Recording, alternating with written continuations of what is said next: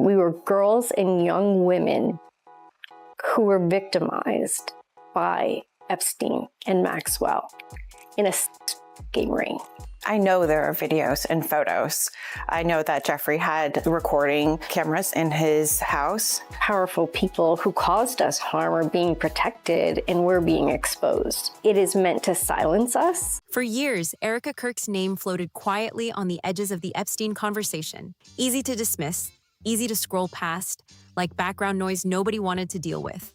Just rumors buried in forums, comment sections, and random clips that never quite gained enough traction to force real attention, until one much bigger name got pulled into the same orbit and everything changed overnight. The second Ellen DeGeneres got dragged back into that conversation, the entire tone shifted hard. People stopped calling it gossip and started demanding real answers about what actually went down. And that's when things got real uncomfortable. Because if there's truly nothing to hide, why does it suddenly look like Erika is the one sweating under the pressure?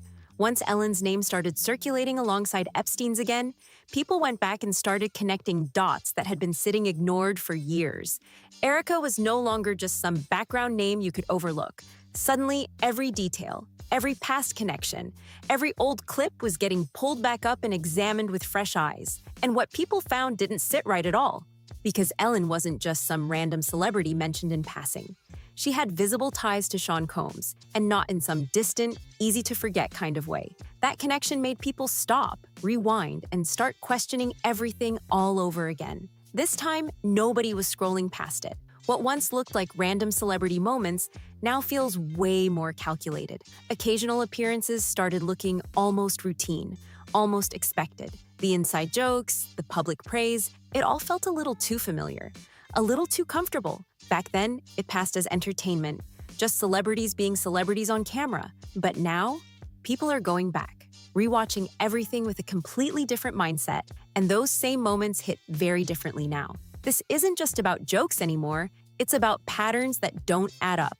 Sean Combs hasn't been officially named the way other moguls have, but that hasn't stopped people from connecting the dots hard. Conversations keep surfacing about private parties, controlled environments, and guest lists that were never made public, over and over again. These weren't just regular celebrity events. These were the kind of spaces where phones disappeared and whatever happened stayed locked in that room. No recordings, no leaks, no outside noise. And once people accepted that those kinds of spaces actually existed, the next question became a lot harder to ignore. Who exactly had access? Because Ellen DeGeneres didn't just stay neutral or brush things off. When Diddy talked openly about his lifestyle, she gave it a massive platform, laughed right along. Straight to jail, straight to jail. For questioning at least, Erika. Look, I have seen enough, ladies and gentlemen. I've seen enough. Erika Kirk should be dragged into a police precinct for questioning. Like I said, you can show me the person who disagrees with me on that. After I will reveal to you what we can now confirm, you can show me that individual and I will show you a full-blown fraud. That's the only people that would disagree with that assessment.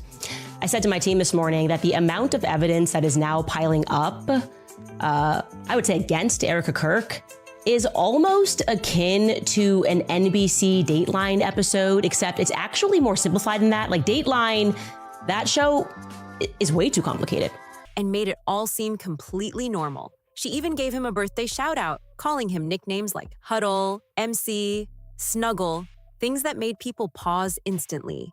And when it got awkward on air, it got brushed off fast with, "You don't need to know why." But that response only made people more curious. That's when the questions really started stacking up.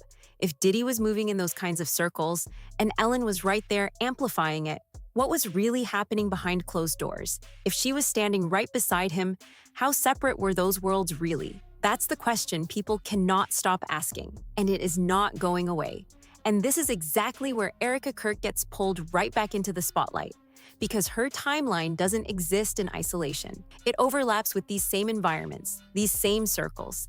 People are now digging into her history long before any political image or public rebrand ever existed. She was already moving through circles built entirely on access and influence. Fashion scenes, pageants, media exposure, elite networking events, the kind of spaces where powerful people cross paths quietly, no cameras, no attention. On the surface, it looks like ambition. Someone grinding, making connections, trying to climb. New thing, are you going to try to be early? Yes, I'm trying to be early. Are you going to be early for my party? Yes, I am. No. No. You know I have to arrive fashionably late. All right. Not too late, though. Not too late? Not too late, please. What time would you like me there? I'll tell you later. Okay. But not too late.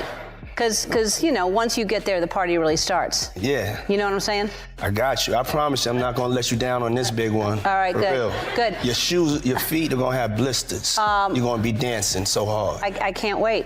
But once everything gets lined up together, it starts feeling a lot more calculated than that. And then it gets even more uncomfortable.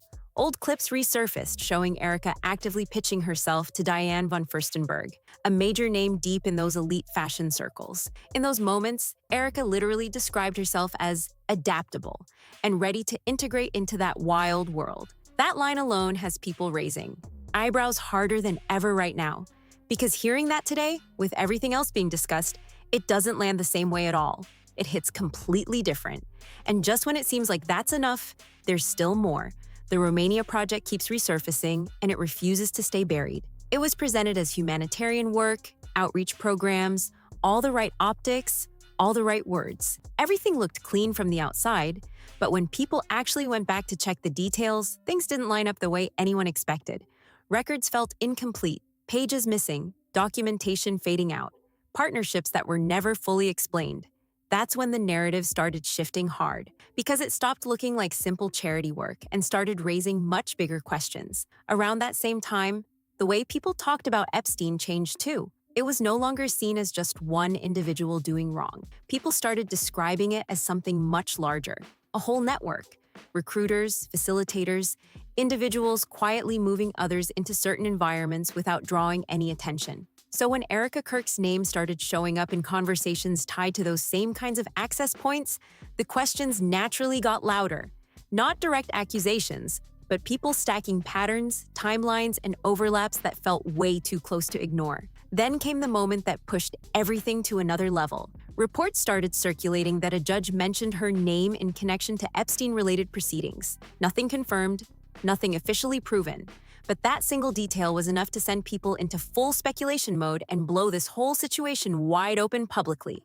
There were no official statements, no clear confirmations. But the timing, that's what made everything feel off.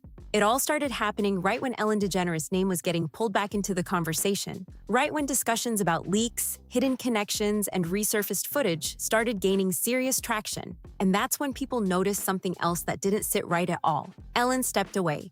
She left the US and settled in England. The explanation sounded simple enough. Politics, personal choice, wanting a fresh start. Nothing unusual at first glance.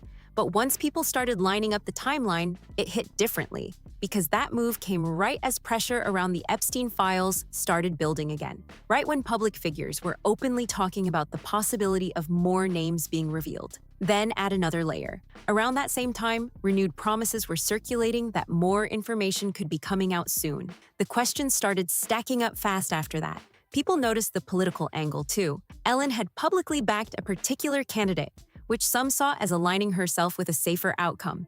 But once the situation shifted, she made her move. And people started asking straight up, was that really just coincidence? Because if more information was on the verge of dropping, that timing suddenly looks way more calculated than random. Now here's where Erika Kirk's story gets even more layered. Because once people started digging deeper into her actual background, the questions didn't slow down. They multiplied. Her path before the spotlight looked anything but ordinary. Pageants, modeling circles, elite networking, and a resume that seems to jump from one high-access environment to another without a clear explanation of how or why. One of the biggest things people latched onto was her alleged connection to Next Model Management in New York. Online chatter exploded when people started pointing out that the agency had ties to individuals connected to Epstein's circle. The co-founder of the agency had known ties to Epstein, and people online started claiming Erika had taken multiple meetings there.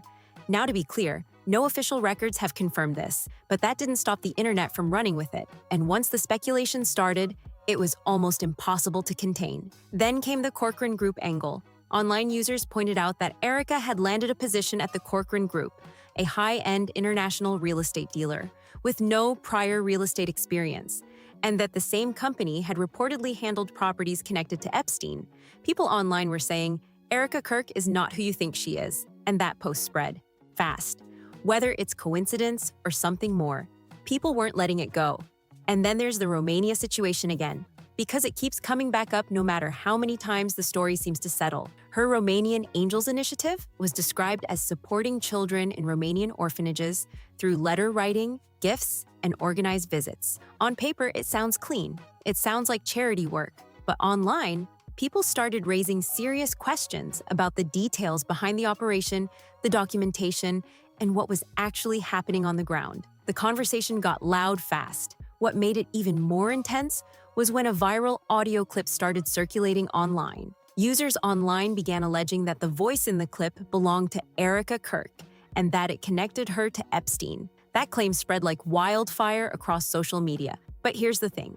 Legal documents later confirmed that the audio was not Erika Kirk at all, and that at the time of the recording, she was still a high school student. The post was eventually pulled back, but not before it had already been seen by hundreds of thousands of people. The damage to public perception? Already done. Now, Erika and her legal team have not stayed quiet about any of this. Multiple cease and desist letters have been sent out to online figures making these allegations, with legal statements calling the claims absolutely false and made with reckless disregard for the truth. Strong words, and yet people kept talking. The letters themselves became content. Podcasters dissected them on air, argued the statements were taken out of context, and refused to back down publicly. Fact-checking organizations went through the Department of Justice Epstein files directly and found no results containing her name, neither her married name nor her maiden name. 0 matches. Nothing confirmed. And yet the conversation online refuses to die down. Because for a lot of people, the absence of proof isn't the same as proof of absence, especially when the pattern of access keeps showing up again and again across different chapters of her life. That's the part that keeps people locked in. It's not one thing. It's the accumulation, the modeling world connections, the real estate ties, the Romania questions, the viral audio, the legal threats. Each piece on its own might be explainable, but stacked together, people on the internet have already made up their minds, and no cease and desist letter is slowing that conversation down. It all felt like something was about to break open, and suddenly, distance started to matter, because while Ellen DeGeneres was stepping away from the spotlight, Erika Kirk was getting pulled deeper into it. Mentions, rumors, resurfaced connections, everything started hitting at once, and the pressure clearly shifted from one name to the other. And then there's that strange detail people keep circling back to, the word pizza. At first it sounds completely ridiculous, just harmless jokes tossed around in interviews and casual celebrity conversations. But once people started going through materials tied to Epstein, they noticed something that didn't add up at all. That word kept showing up over and over again, in emails, in conversations, sometimes repeated hundreds of times, and in many cases, the surrounding context was redacted.